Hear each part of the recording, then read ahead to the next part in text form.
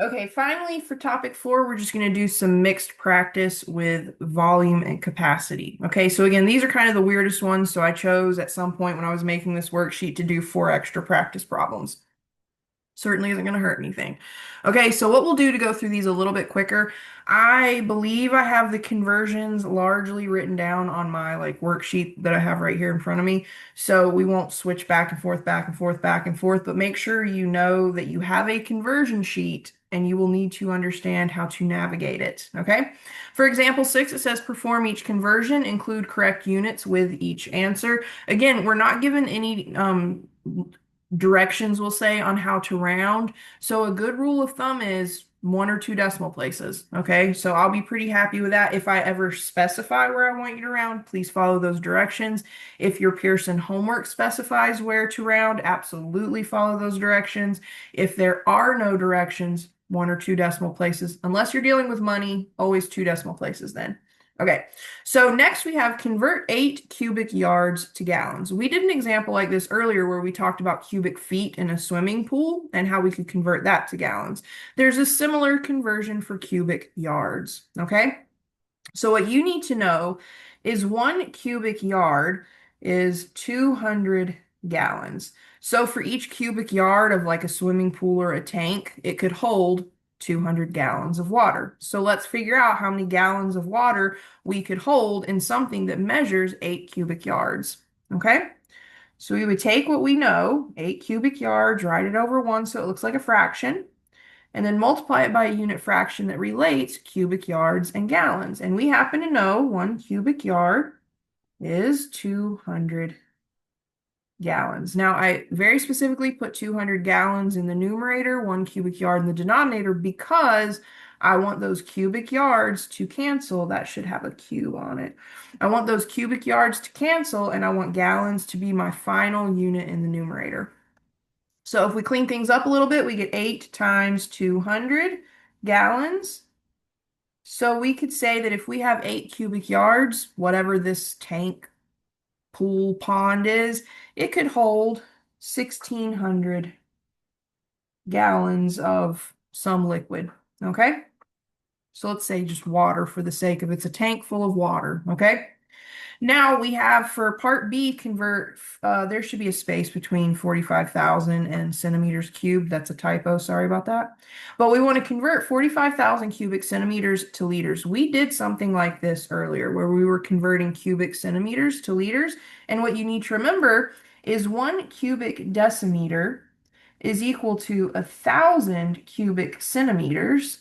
And that is all going to equal 1 liter. Okay, so if we can take our cubic centimeters and convert it to a cubic decimeter, then we can just say, hey, for each decimeter, there's 1 liter. Okay, so we've got 45,000 cubic centimeters. Let's just put it over 1 so it looks like a fraction.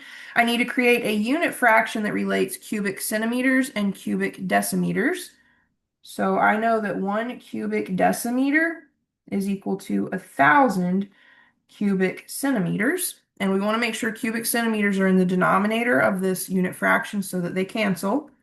Cubic centimeters cancel, leaving a cubic decimeter in the numerator. Let's clean things up a little bit. We're going to get 45,000 times 1 cubic decimeters in the numerator. In the denominator, we're just going to get 1 times 1,000. So when we simplify here, we would get 45 cubic decimeters. Now, the question was asking us to convert this to liters. And what you need to know from this conversion here, 1 cubic decimeter would hold 1 liter of fluid. Okay, so we can go ahead and say for each cubic decimeter, there's going to be 1 liter. So we would have 45 liters of whatever. All right. So I don't want to like minimize this and be like, or not minimize, but like, I don't want to make this too simple and be like, oh, it's easy. You know, there's some work involved here, but it's definitely not the hardest thing you're going to see in your life. Okay. 2 more examples. One of them I definitely have a conversion for. The third one we may have to, no, we're good. I've got all the conversions I need here. So we're going to just save a little time instead of flipping back and forth to our conversion sheet.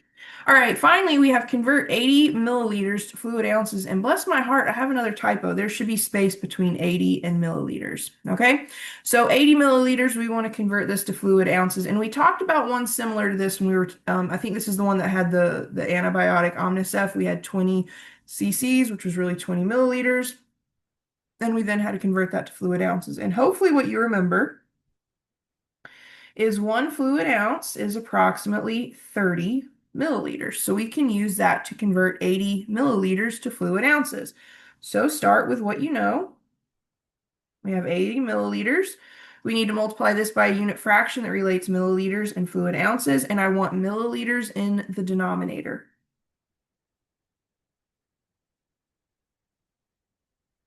Because by having the milliliters in the denominator, milliliters cancel, leaving the desired fluid ounces in the numerator. All right.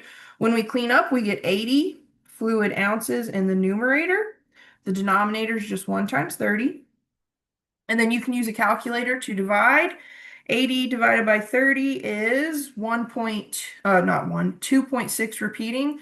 So we're going to go 2 decimal places here, and we're going to say this is approximately 2.67 fluid ounces. So again, if you are not told exactly where to round, 1 or 2 decimal places is absolutely appropriate. Okay, just be really careful in Pearson. Pearson is going to specify. Okay. All right, finally, for part D, it says convert 4.5 liters to centimeters cubed or cubic centimeters. All right, we've already kind of done this one. Remember, we know that 1 cubic decimeter is equal to 1,000 cubic centimeters, which is equal to 1 liter. All right. So I know that decimeters, cubic decimeters, and liters are a 1-for-1 conversion. So if I have 4.5 liters, that tells me I have 4.5 cubic decimeters.